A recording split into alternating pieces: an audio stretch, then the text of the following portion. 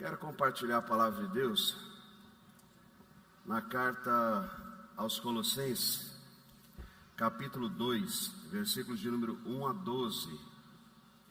Eu vou fazer a leitura na Almeida Corrigida Fiel. Colossenses capítulo 2, versículos de número 1 a 12. Vamos falar hoje sobre uma igreja sadia. Diz assim a palavra do Senhor: porque quero que saibais que quão grande combate tenho por vós, e pelos que estão em Laodiceia, e por quantos não viram o meu rosto em carne, para que os seus corações sejam consolados e estejam unidos em amor, e enriquecidos da plenitude da inteligência, para conhecimento do ministério de Deus Pai e de Cristo, em quem estão escondidos todos os tesouros da sabedoria e da ciência. E digo isto para que ninguém vos engane com palavras persuasivas, porque ainda que esteja ausente quanto ao corpo, contudo, em espírito estou convosco, regozijando-me e vendo a vossa ordem e a firmeza da vossa fé em Cristo. Como, pois, recebeste o Senhor Jesus Cristo, assim também andai nele, arraigados e sobreedificados nele, e confirmados na fé, assim como fostes ensinados nela, abundando em ação de graças. Tende cuidado, para que ninguém vos faça presa sua, por meio de filosofias e vãs sutilezas, segundo a tradição dos homens, segundo os rudimentos do mundo, e não segundo Cristo. Porque nele habita corporalmente toda a plenitude da divindade, e estáis perfeitos nele, que é a cabeça de todo o principado e potestade, no qual também estáis circuncidados com a circuncisão não feita por mão, no despojo do corpo, dos pecados da carne, mas pela circuncisão de Cristo, sepultados com ele no batismo. Nele também ressuscitastes pela fé, no poder de Deus, que o ressuscitou dentre os mortos. Amém, queridos? Dá só melhor um retorno para mim aqui, Davi, que eu não estou me ouvindo muito bem, não. Bom, a gente tem uma busca, né, nos dias atuais, que também não era muito diferente na época da igreja primitiva. Na verdade, a gente busca aquilo que melhor nos apraz, aquilo que melhor nos serve. E muitas vezes o conceito que nós temos de fé com Deus, ou de igreja de Deus, está muito distante do que de fato é vida com Deus. E eu posso falar, porque eu sinto isso na carne, a dificuldade que é, quando você lidera uma denominação, tentar tirar dela a religiosidade. Porque às vezes nós estabelecemos como sendo de Deus, ou nós nos agarramos com algumas questões, que quando não se faz daquela forma, ou quando se modifica, facilmente a gente acha que Deus não está ali. E às vezes, para nossa surpresa, existem lugares onde a gente acha que Deus não está. E muito provavelmente Deus está mais lá do que em alguns lugares tão cheios de religiosidade, tão cheios de ritos, tão cheios de pré-requisitos, cuja Bíblia não fez. A carta que Paulo escreve, que não serve só para Colosso, mas para outras igrejas, contempla exatamente uma dificuldade que o povo tinha, porque ser cristão não é fácil. Você tem que superar muitas coisas, resistir às muitas coisas. Se não fosse o prêmio maior da salvação, da vida eterna, certamente eu não estaria aqui. Talvez muitos de vocês não estariam aqui. E é por causa da vida eterna que a gente suporta, carrega, porque se não fosse, nós talvez já não estaríamos mais numa comunidade como essa, numa igreja, num templo como esse, estaria cada um cuidando das suas vidas. Confesso que talvez eu estaria fazendo coisas até mais interessantes aos olhos humanos. Mas eu sei, e isso entrou na minha mente, isso enraizou na minha vida. E quando o evangelho enraiza na sua vida, pode acontecer todas as desgraças na sua vida. Você pode perder tudo, mas só tem uma coisa que você não perde: é a convicção que Deus existe, que Ele te ama, e aconteça o que acontecer, Deus nunca vai abandonar você. Tem um ditado popular que diz que vão-se os anéis e ficam-se os dedos. Pode ir tudo, mas não podemos perder o amor a Deus. Quando Paulo escreve a essa igreja, a cidade de Colosso,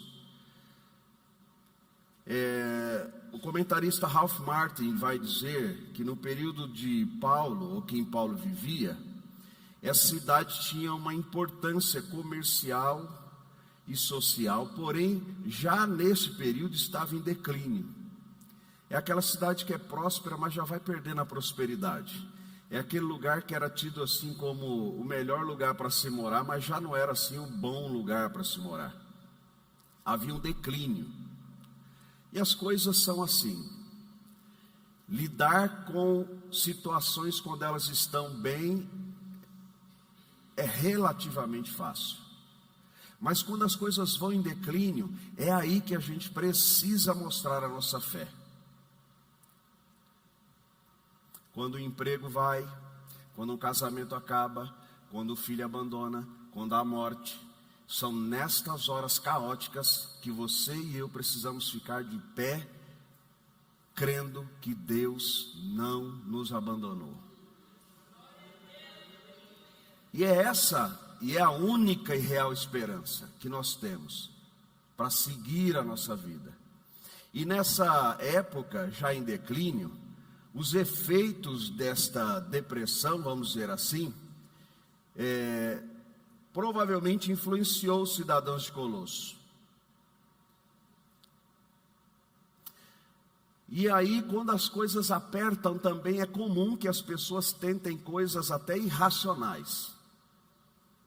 Eu me lembro que quando garoto, tinha um parente que, hora ou outra, para ter dinheiro, ele acreditava no seguinte: colocava água, jogava o café e ficava de olho, o pó. Se tivesse um formato de um bicho, ele entendia que era aquele bicho, ele ia ao bicheiro, jogava na esperança de ganhar.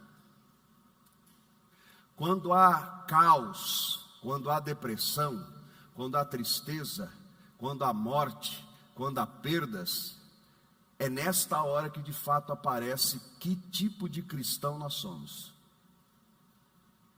Porque aí alguns recorrem a adivinhos. Alguns cristãos, e não é difícil nos dias de hoje ver cristãos preocupados no jornal em saber o que diz o seu horóscopo. Desculpe se você o faz, você pode não gostar de mim, mas eu não posso deixar de dizer isso.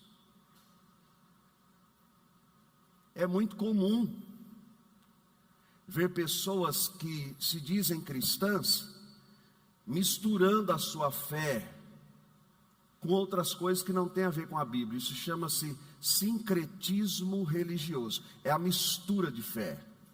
Se você veio a esse lugar porque o teu vizinho te convidou e você gosta dele, ou se você faz parte da igreja porque o teu filho congrega aqui, mas se ele sair, você sai também, desculpe de lhe dizer, o evangelho não está dentro de você.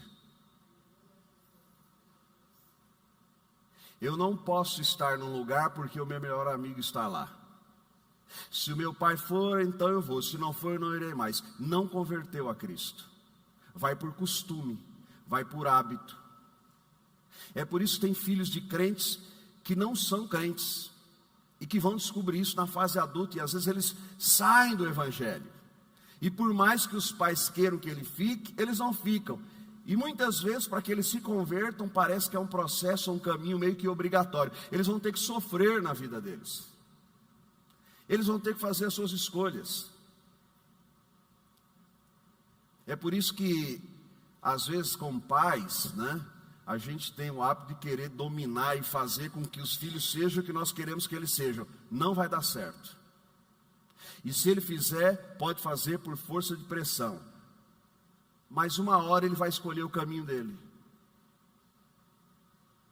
Eu já ouvi crentes frustrados, afastados do Evangelho, que ele disse assim: da forma como me apresentaram Jesus, pastor, eu não gostei, nunca mais voltei na igreja. E qual era a forma? Pegava-se pela orelha e levava a força para a escola bíblica dominical de criança. Isso não converte. Ter a Bíblia em casa aberta no Salmo 91 não vai te livrar de nada. No Salmo 23 não vai te trazer prosperidade. Servir a Deus por comodidade, você vai se frustrar, porque uma hora Deus não vai fazer. E são estas coisas que, quando eu olho para a igreja de Colosso, quando a gente vai estudar esse texto, para aqueles que gostam de estudar a Escritura, você vai enxergar que Colosso estava numa fase assim, difícil. Só que, nessa fase difícil, as pessoas recorriam àquilo que elas criam. E qual é o alerta de Paulo? Escutem, vocês que creram em Jesus, que deixaram a idolatria. E eu quero abrir mais um parênteses aqui. Cristianismo bíblico não adora nenhum outro Deus que não a Jesus Cristo. Cristianismo bíblico não tem entre Deus e o ser humano intercessores, só há um. E a Bíblia diz que é Jesus Cristo, Filho de Deus.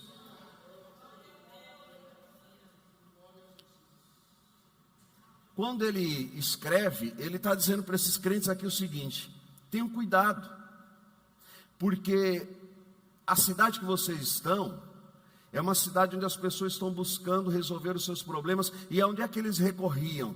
Uma deusa que era adorada, por exemplo, é Ísis, que era chamada Mãe Divina, na Ásia Menor. Também se adorava Apolo. E Paulo está dizendo aqui, por mais difícil que esteja a situação aí, não pensem vocês que Ísis tem a solução, que Apolo vai resolver o problema, que Santo Antônio, São João e quem quer mais que você queira acreditar. Eles não têm poder. O poder de resposta está somente em Jesus, aos quais eu já os apresentei. E aí ele faz um alerta também.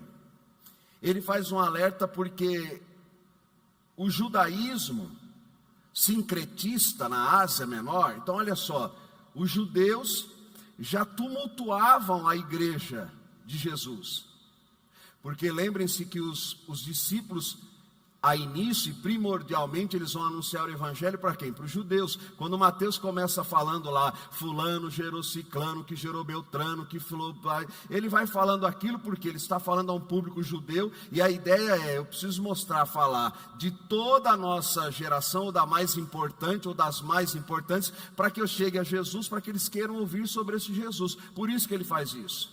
Qual era a briga de Pedro na mente dele? Que na ideia de Pedro ele tinha que pregar o evangelho para os judeus. E aí, hora ou outra, Deus puxa a orelha de Pedro e diz assim: não, não é só para os judeus, mas é para os gentios. Quem são os gentios? Todo mundo. E ele tem essa luta. Às vezes a gente recebe ou recebeu da matriz religiosa no nosso país, que foi catequizado lá atrás, e a gente tem dificuldade de entender algumas coisas, por exemplo, como graça de Deus.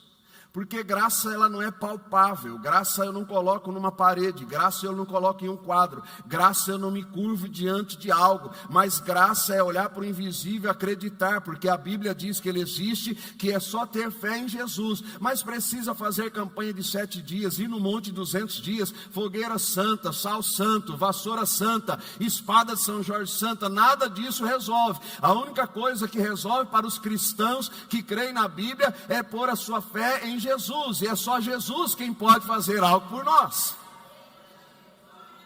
Aí Paulo diz assim: tenham cuidado, porque vocês podem ser seduzidos a voltar às velhas crenças. E aí, quando as coisas apertam, alguns têm o hábito de voltar às velhas crenças. Alguns voltam às velhas religiões. Alguns começam a fazer cultos pagãos, né? E dentre os judeus que tumultuavam a igreja, dentro do próprio judaísmo havia o sincretismo, a mistura. Vocês lembram quando Jesus, lá em João, ele vai ter aquela conversa com a mulher samaritana? Por que Jesus fala assim, a salvação vem dos judeus? Por que Jesus diz assim, vocês precisam aprender com os judeus? Não é porque os judeus eram mestres em saber de Deus, mas é porque os judeus tinham uma coisa: com todos os erros, eles primordialmente, ou na maior parte da vida deles, eles eram monoteístas. Eles só adoravam a Javé, só ao Deus que fez os céus e a terra. E os samaritanos, inclusive aquela mulher, ela cria em Deus, no Deus de Israel, mas também cria em outros altares que haviam lá sido disseminados pelos assírios na época. Então, quando você diz que é de Jesus, quando você diz que crê em Jesus, não tem como eu crer em Jesus e ter o santo Ronildo lá guardado no guarda-roupa. Quando você diz que crê em Jesus, não tem como você crer e depender de Jesus e começar a acreditar, por exemplo, em trevo de 4 folhas, em dólar na carteira, em ferradura no portão, em imagem de apóstolo, de bispo, em toalha ungida, em lenço santo, porque essas coisas não passam de invenções humanas e não servem para nada. Paulo vai falar à igreja de Colossos: só tem uma coisa que guarda, que protege, que santifica, que nos empodera, que nos direciona, e não é outro senão Jesus Cristo, Filho de Deus, e fora de Jesus não tem esperança.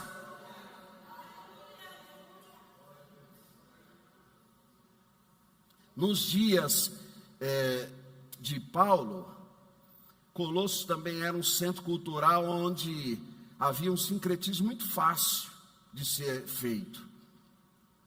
Por exemplo, dentro do judaísmo se encontrava lá um culto a Meaceno, que era, de acordo com Estrabo, o deus principal da Antioquia e da Psídia. Tinha lá. Vocês lembram no deserto, quando o povo começou a ser ofendido pelas serpentes? Moisés está conduzindo a nação de Deus, as serpentes vinham, picavam a pessoa, vão morrer. Aí o que ele fez? Por orientação do Senhor, faz lá uma serpente de bronze, ele fundiu, modelou, colocou lá em pé. Todo mundo que fosse ofendido tinha que ir lá e olhar para aquela serpente. Quando olhava, a pessoa não morria do veneno da serpente. Era algo provisório. O ser humano tem um péssimo hábito de pegar o que é provisório, o que é meio, o que é ponte, e colocar no altar como sendo o principal. Deus cuspiu, fez o lodo, colocou nos olhos, vai lá te lavar, voltou a enxergar, e as pessoas ficam santificando o lodo. O Senhor vai no monte orar, e há pessoas que transformam o monte santo. As pessoas tomam a ceia e dizem: a santa ceia do Senhor. A santa ceia do Senhor não, a ceia do Senhor, porque o Senhor é que é santo. A gente tem o péssimo hábito de colocar aquilo que é provisório, intermediário, acima daquilo que é. Deus não é essencial, Ele é a essência. Deus não tem o poder, Deus é o poder. Deus não existe porque Ele não foi criado, simplesmente Ele é. Por isso que Moisés diz: a quem eu digo que eu irei lá, em nome de quem? Diga que o eu sou te enviou. Pronto. Não tem início, não tem fim. Ele é. E nessa mistura toda, o que é que Paulo vai orientar eles? Olha, tomem cuidado, porque senão vocês começam a deixar os ensinamentos de Jesus, e vocês começam a seguir esses ensinamentos pagãos, e aí vocês vão começar a se submeter debaixo de regras que foram feitas por homens. Por exemplo, vou lhes dar uma. Vou sair da igreja, tenho que ter a bênção do meu pastor. Eu não tenho poder de te abençoar. Não joga para mim o BO que é seu. É você e Deus tem que saber. Ou quando a pessoa fala assim: pastor, só acha que eu tenho chamado pastoral? Eu falei: não sei, você perguntou para Deus? Deus chama. A igreja percebe e reconhece. O papel da instituição é apenas ordenar. Não é a instituição que diz que você é pastor, não é a igreja que diz que você é, mas é o Senhor que primeiro chama. É diferente, entende o processo? Quando a gente tem isso claro nas nossas mentes, quando a gente passa por esse processo, a gente tem mais facilidade em lidar com o Evangelho. Porque a gente entende que a gente não está debaixo de uma rédea humana. Se você sair daqui, Deus não vai te abençoar. Talvez Deus te abençoe muito mais em outro lugar. Porque não sou eu que te abençoo, é Ele. E se Ele quer fazer, o que eu tenho a ver com isso? De modo que a gente precisa aprender a esvaziar as nossas crenças e permitir que a Bíblia fale mais alto em nós. A deixar de ser quem nós queremos ser e permitir que Deus faça em nós aquilo que Ele quer fazer. Quando a gente lê essa carta aos Colossos, ele vai ressaltar que a fé só estaria ou só seria útil em Jesus. E aí, irmãos, a igreja sadia, tendo dito isso, é aquela igreja que ela só tem um Senhor. E quem é esse Senhor? Jesus Cristo. João 14, versículo 6 vai dizer: disse-lhe Jesus: eu sou o caminho, a verdade e a vida. Ninguém vem ao Pai senão por mim. Não tem outra forma de você ir até Deus. Não é por você fazer parte da Pentecostal da Bíblia, ou por você fazer parte de quaisquer outras denominações, ou por ser membro onde um pastor A, B ou C lidera. É por Jesus. É por Jesus. A gente não pode se apegar a homens, porque eles são meros instrumentos de Deus. A gente não pode se apegar à instituição, porque a instituição só serve para organizar aqueles que são chamados igreja e que sim, estes compõem o reino de Deus. Quando a gente não tem isso claro, a gente começa a misturar as coisas. E a gente começa a criar uma guerra e uma comparação. A minha igreja é melhor que aquela. Conversas tolas.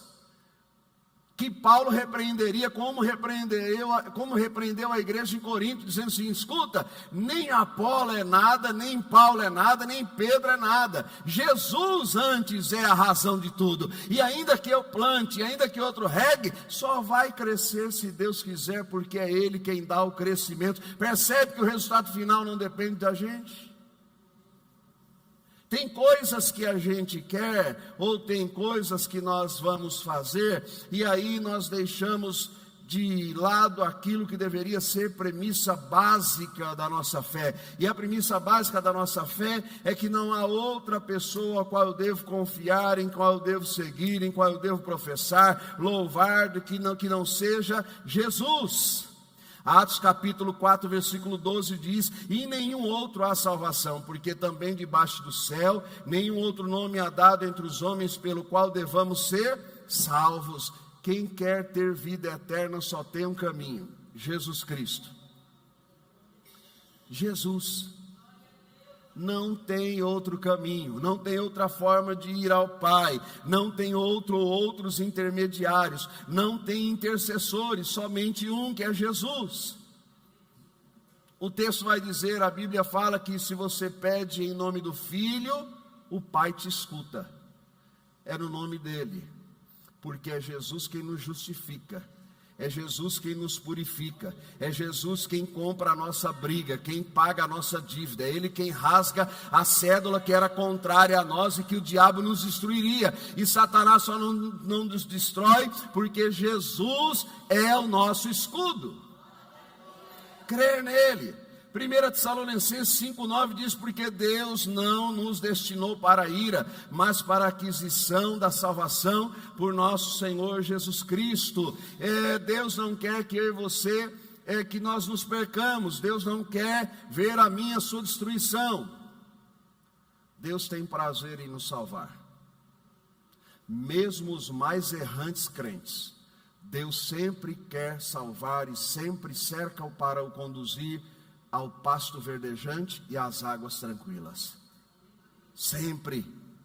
A igreja de Jesus, que não anuncia ou oferece salvação fora da pessoa de Jesus. O foco principal é Jesus. Não se divide glória, não tem melhor ou maior. Imagina se eu venho pregar aqui preocupado se você dá glória ou não dá glória, se você aplaude ou não aplaude, se você me olha com uma cara que eu acho que é boa ou ruim. Eu estou fazendo para quem? Porque expressão facial não significa de fato o que há no coração, e a gente confunde. Às vezes aquele que é alegre, a gente fala, nossa, que pessoa alegre, pode ser a pessoa mais triste, e aquele que a gente acha que é triste é a pessoa que está mais em paz.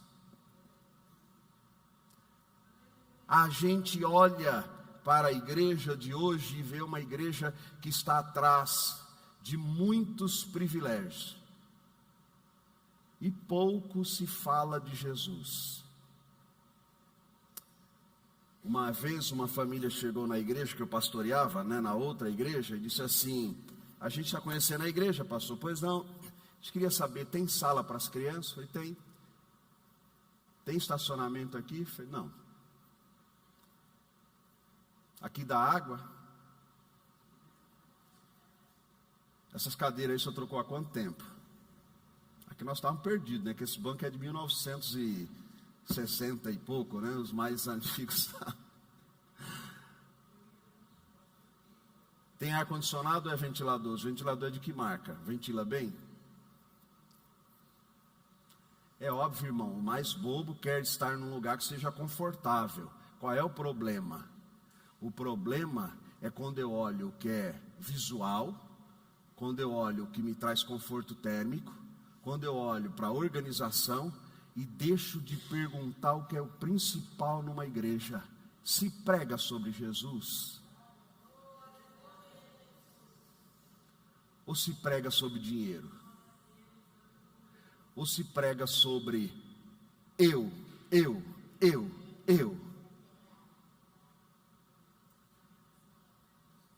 E aqui não é nenhum discurso frustrado, porque eu não tenho tara por números. Para mim 10, 100 ou 1000 é Deus quem traz, é Deus quem faz.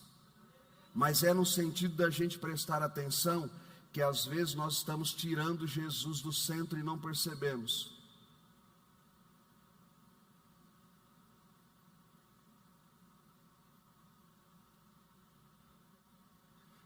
Paulo diz assim, tomem cuidado, não deixem de adorar somente a Jesus, creiam somente nele. Qual era a outra preocupação do apóstolo? Que ele vai falar dos ensinamentos que ele havia dado. Não deixe o evangelho. Não deixe o evangelho.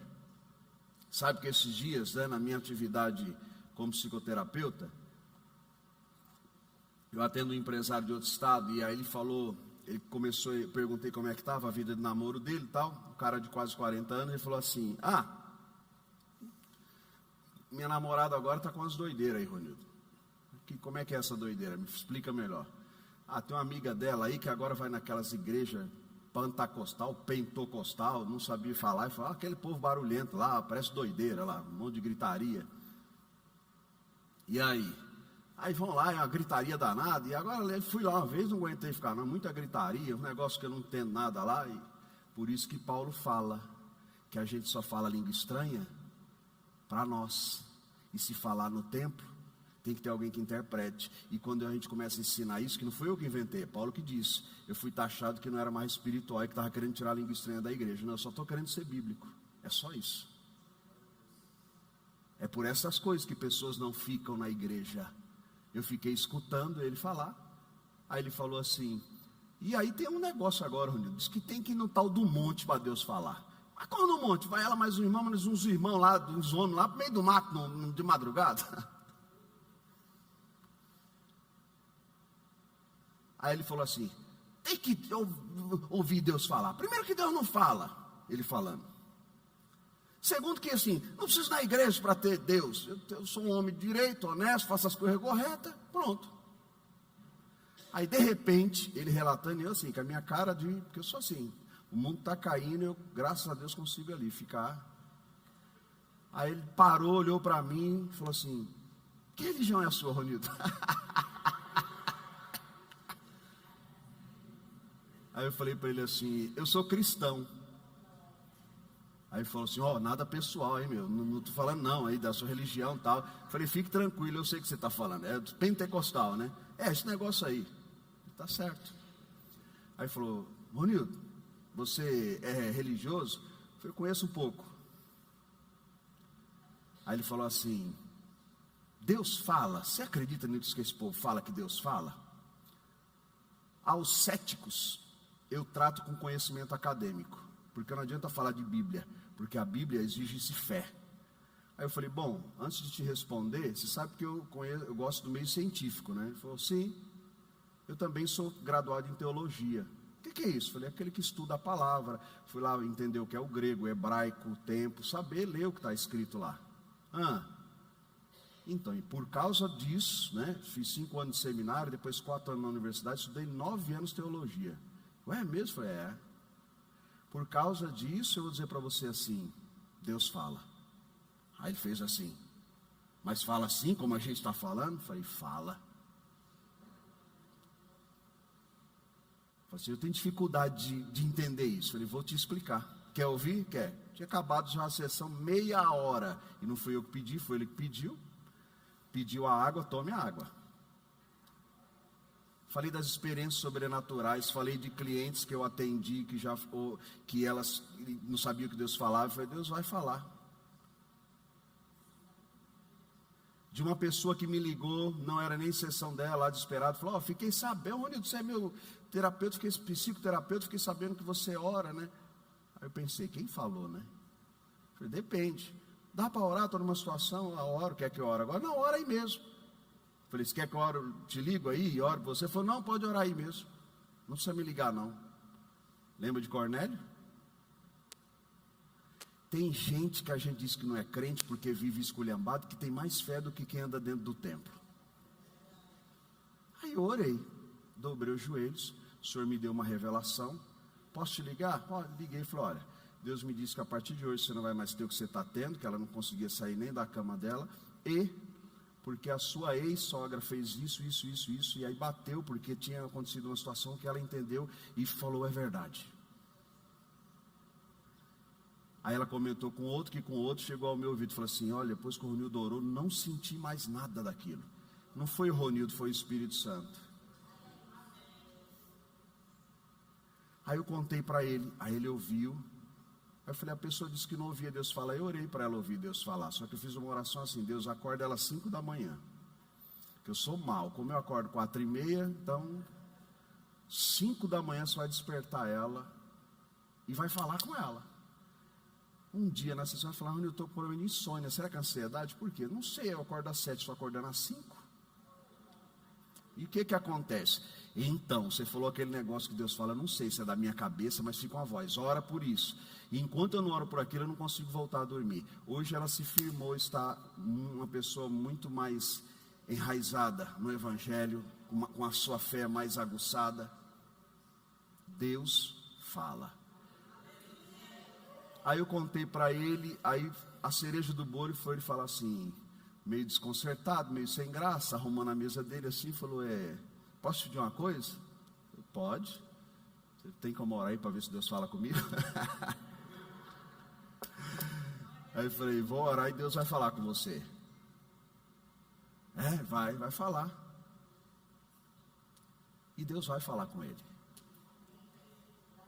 Eu aprendi que o meu lugar necessariamente não é aqui, nem aqui, nem aqui.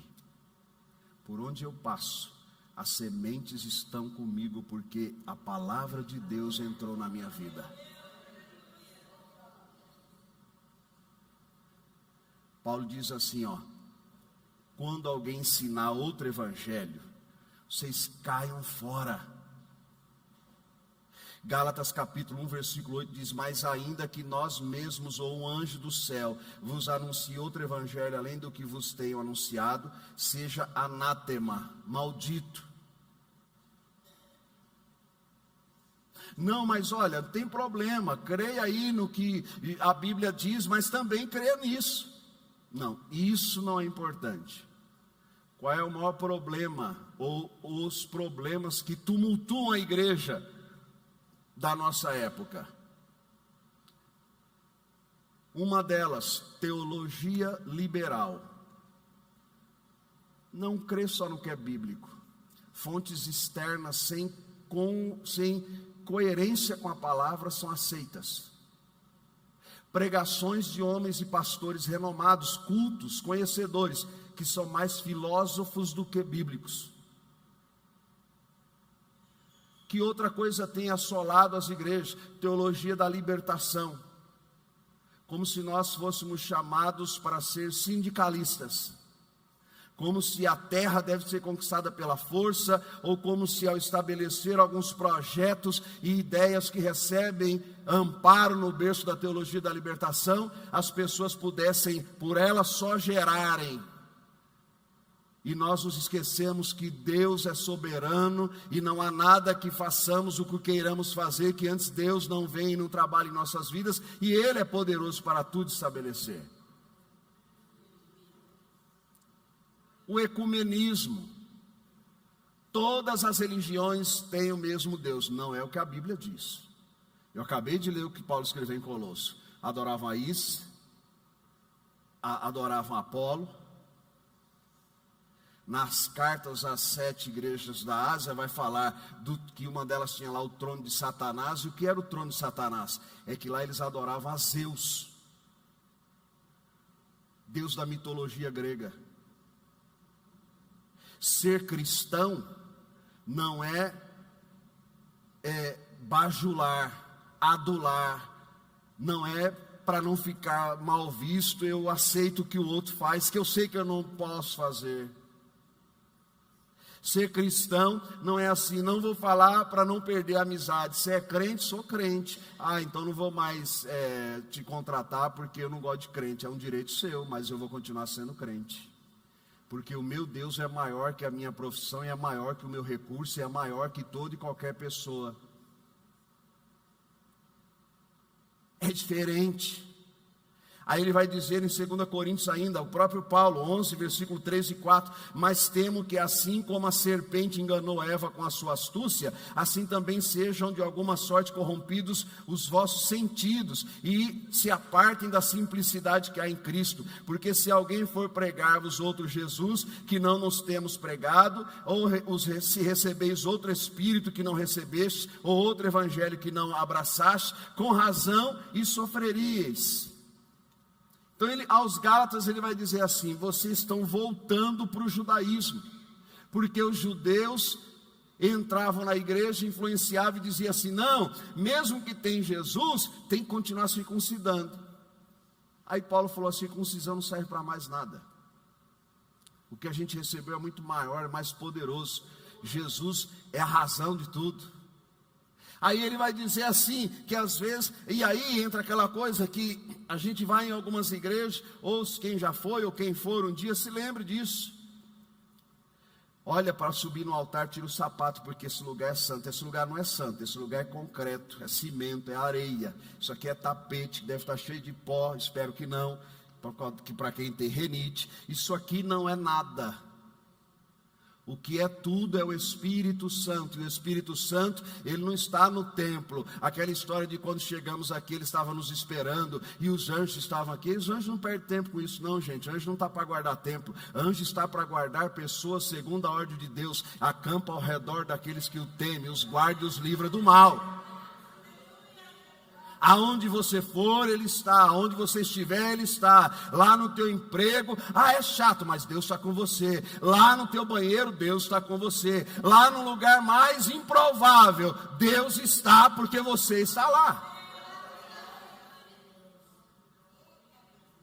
A gente tem aquela história: onde houver 2 ou 3 reunidos em meu nome, Ele estaria. Não é bem assim.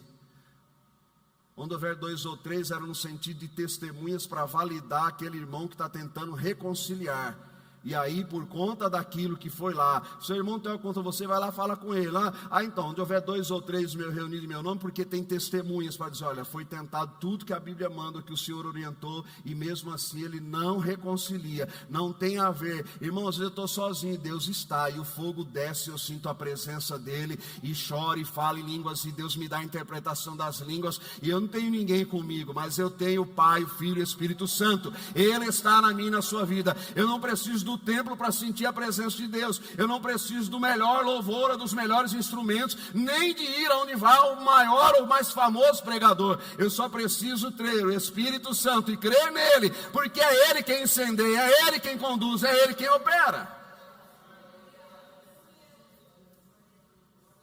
Mas quando ele fala isso, orientando essas igrejas, é porque mesmo tendo Jesus a palavra e o Espírito Santo, não era suficiente para os cristãos. Alguns acabavam indo para a idolatria. Tem crente que só falar que Jesus está com ele, que ele tem o Espírito Santo, não é suficiente. Não, mas tem alguma coisa para você me dar aí, para eu acreditar? Uma vez um amigo chegou e falou assim, Ronildo mostrou, foi lá com um carro, comprou uma BM bonitona. Ele falou, meu carro tá... E aí, Ronildo, você tem como ungir? Aí eu, ungir o quê? O carro. Eu falei, porque você vai doar para a obra de Deus? Falou, não é meu. Eu falei, não, se você quer doar para a igreja, tudo bem, é seu, é da igreja. Por que eu vou ungir o carro, filho? Vou orar por você, para Deus te livrar, te guardar. Nunca me esqueço disso, quem é do Paineiras vai lembrar. Tinha um jovem, e ele tinha um violão que ele comprou no Japão. Era o xodó dele. Tocava violão lá. Aí um dia ele me procurou no templo e falou assim, pastor, quero que o senhor consagre o meu instrumento. Nunca gostei de consagrar essas coisas. A gente não consegue, irmão. O ser humano é falho. E o pior é que a gente arruma problema que Deus não pede para arrumar. Porque Deus diz assim, olha, se fizeres o voto ao Senhor teu Deus, não seja tardio em cumprir. Mas está escrito que Deus pede o voto? Não está. A gente é que se mete onde não aguenta. Promete o que não vai fazer. Senhor, quando eu ganhar 1 milhão, eu vou investir na obra. Você ganha 5, não dá nem uma oferta, a doação, não vou nem falar do dízimo, é a doação. Senhor, mas se eu tivesse esse problema resolvido, aquele conforto, aquilo, Deus, eu iria todo culto. Conversa, irmão. Quem vem, vem, quem não vem, não vem.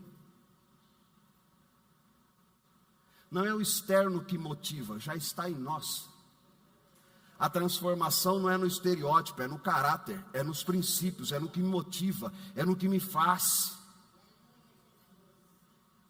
É diferente. Aí ele disse assim, você consagra? Eu falei, olha, eu não gosto de consagrar esse negócio não, porque sabe que você consagra, você está dizendo que isso aqui é para o Senhor. Você tem clareza disso? Não tenho, você não pode tocar nada aqui que não for para Deus, hein? Não, mas é o que eu quero, tá? Aí eu orei lá, levantei, eu nem sei como eu fiz lá, orei, consagrei e foi embora. Um belo dia, ele estava na casa dele tocando, abstraiu a mente, deu assim um esquecimento nele, começou a tocar uma bossa nova.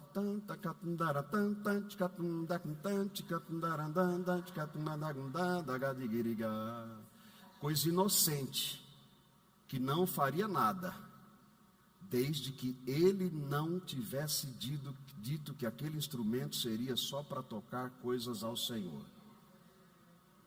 Sabe o que aconteceu? Ele colocou, disse que estava saindo no quintal para ir para a igreja, escapou a alça, o violão caiu em pé, pum, ele catou, aí já abriu, olhou, falou, ufa, ainda bem que não quebrou. Chegou lá no Paineiras, vocês sabem, era uma escadinha, colocou lá, não sabemos o como, o violão tombou, caiu, e acho que deu uma rachadura, acho que no braço, numa parte lá, danificou o violão. Quando caiu a segunda vez que danificou, aí ele lembrou, toquei o que eu disse que eu não tocaria. Por isso que eu não consagro nada a Deus. As coisas que a gente faz para você acreditar que é santo, cuidado. Para você acreditar que você vai prosperar, cuidado com o que você anda comprando, crendo, levando para a sua casa. Cuidado com os objetos que as pessoas vendem em nome de Deus, com unção, proteção, provisão. Cuidado com as águas do Rio Jordão, que se fosse verdade toda essa água, o Jordão, coitado, que já é uma tripinha, já não teria mais. Traga 1 litro de luz, 10 mil litros de água aí da Sabesp, da água do Rio Jordão. E o irmão compra. E ele começa a acreditar que Deus é com ele porque ele tem a garrafa do Rio Jordão. Ele começa a acreditar que agora a vida dele vai dar certo porque ele caminhou num corredor de sal grosso. Ele começa a acreditar que a vida dele vai dar certo agora porque ele tem na porta grudado lá um mezuzá com um texto Shema, que é para os judeus, que não tem nada a ver conosco, porque o que nós temos já é maior do que o que eles creem. É o Messias, é Jesus. Talvez por isso que a igreja que pregue esse tipo de evangelho não cresça muito. Porque é um ensinamento que faz com que você se mantenha firme, mas parece que não tem benefício. Só que o benefício maior está reservado. 1 Coríntios capítulo 15, versículo 58. Não desanimem, não fiquem tristes.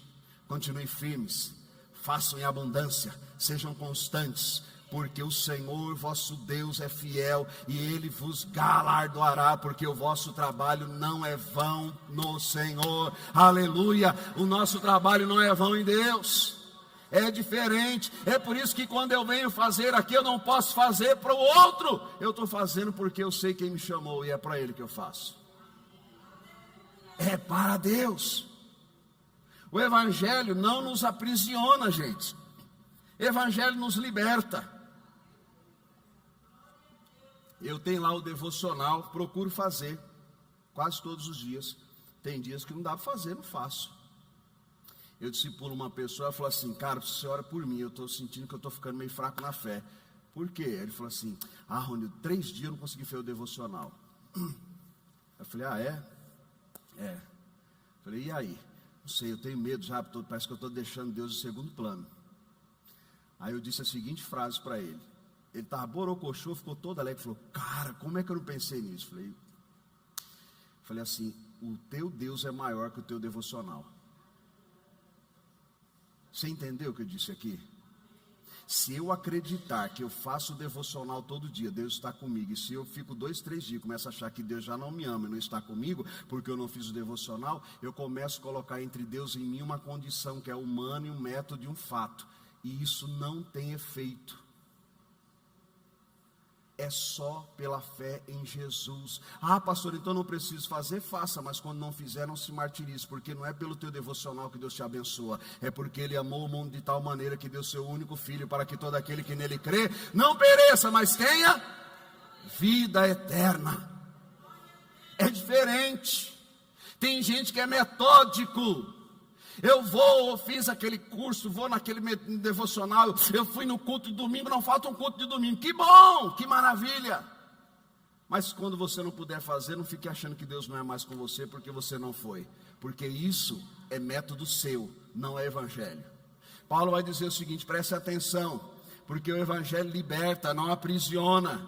O evangelho te torna alguém que é filho e filha de Deus, não alguém que é uma pessoa que tem que sempre agradar um Deus, sempre fazer algo para esse Deus, para que Ele te ama, porque se fosse assim, seria como os deuses do paganismo. Moloque, queima teu filho vivo para que ele se agrade de você. Deus não pede isso. Deus só pede a nossa fé. Sem fé eu não amo, sem fé eu não avanço.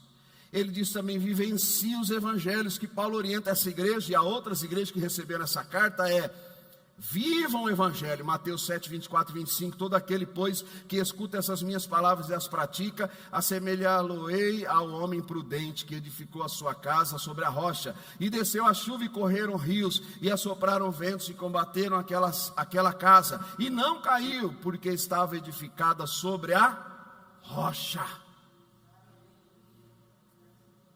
Pedro, quem é você? Eu sou aquele que não vai deixar que nada te aconteça, Senhor. Pedro, quem é você? Eu sou aquele que estou pronto para dar a minha vida pelo Senhor. Aí Jesus diz assim: não, Pedro, você é a lasca de uma pedra, Mas o sucesso, o êxito e a vitória da minha igreja, diferentemente do que ensina a igreja romana, não está na lasca da pedra, que é Pedro. Ele diz sobre a rocha, Halassura e Bacandarácia, a rocha que é Jesus. Eu sou o penhor, a garantia real de que a minha igreja não vai ser parada e as portas do inferno não terá poder sobre ela, e ela avançará pregando o evangelho. Existiram Stalin, existiram Hitler, existiram outros tantos homens maléficos, e a igreja continua de pé, porque ela não está firmada em um sistema, em um governo, em uma ideia de um homem. Não é um grupo, é de Deus, é projeto de Deus. 1 Pedro 4,2 diz: para que no tempo que vos resta na carne, não vivais mais segundo as concupiscências dos homens, mas segundo a vontade de Deus. Mateus 7,19: toda árvore que não dá bom fruto, corta-se e lança-se no fogo. Portanto, pelos frutos os conhecereis. Quando você é uma árvore e o Senhor te poda, não é para a morte, é para crescer mais, é para revigorar. Mas quando a gente não quer crer em Jesus, quando as pessoas dizem assim: não preciso de Jesus, não creio em Jesus, para mim Jesus é nada, e se ele leva a vida inteira dessa forma, sem crer em Jesus, aí é essa árvore que é tirada e lançada ao fogo, a morte eterna. Tem jeito, irmãos, é só crer em Jesus. Confesse a Jesus, esteja em Jesus. Eu vou finalizar, pode vir para cá o Ministério de Louvor.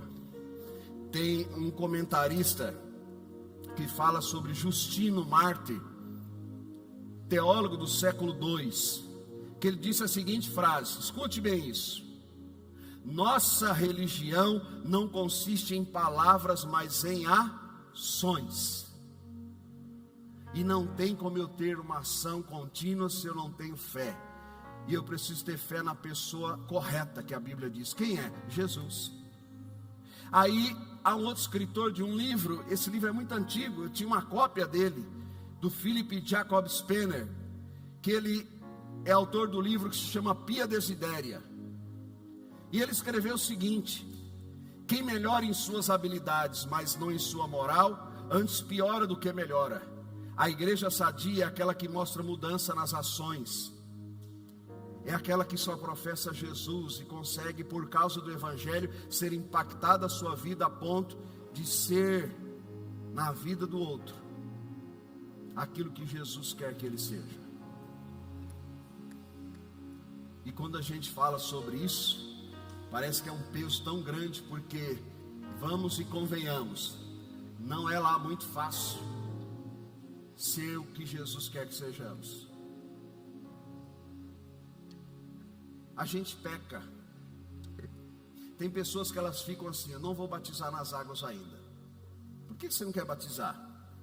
Porque depois que eu batizar, eu tenho que levar Deus a sério. Aí eu falo: e o que você imagina que é isso? Não, depois de batizar não posso pecar, não posso deixar de agradar a Deus. Aí eu geralmente eu respondo meio sarcasticamente: então você nunca vai batizar.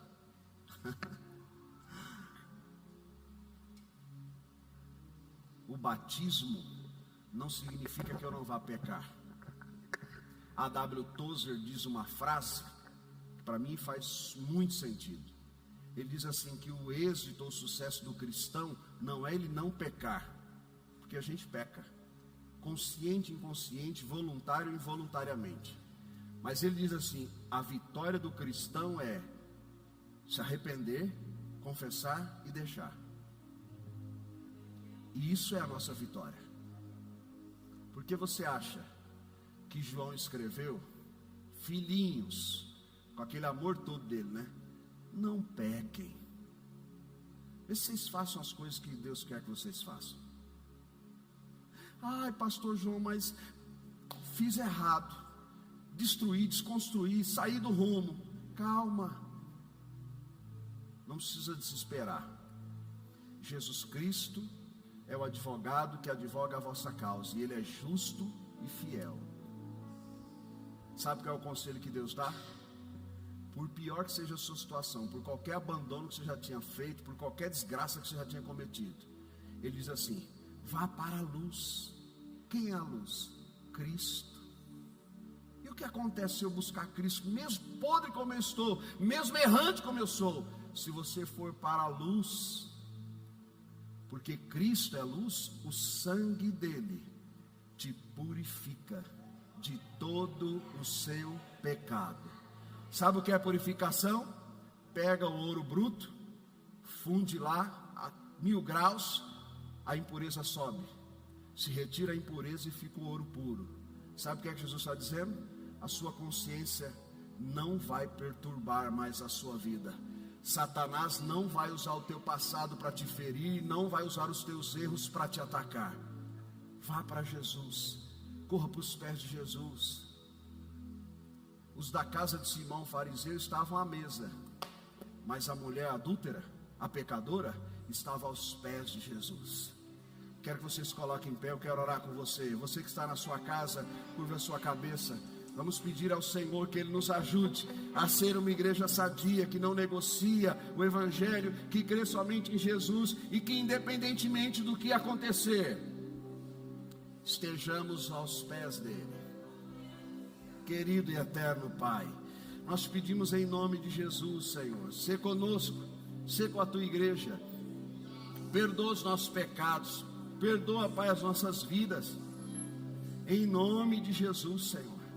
Meu Pai, que nós possamos ter do Senhor, Pai, o direcionamento, a orientação, que o Teu poder esteja sobre nós, Pai, e aconteça o que acontecer, nós não sabemos o que vai ser daqui a pouco, quanto mais o nosso futuro, independentemente do que vier a acontecer, Pai, que o Senhor nunca deixe de ser, ou ocupar, ou ao primeiro lugar da nossa vida, do nosso coração, porque nós temos consciência, Pai, que o amor ao Senhor não é o ativismo ou as atividades que eu faço em prol do reino ou do meio eclesiástico, mas o amor ao Senhor é não ter outros deuses diante de mim, é não ter outra divindade que não o Senhor.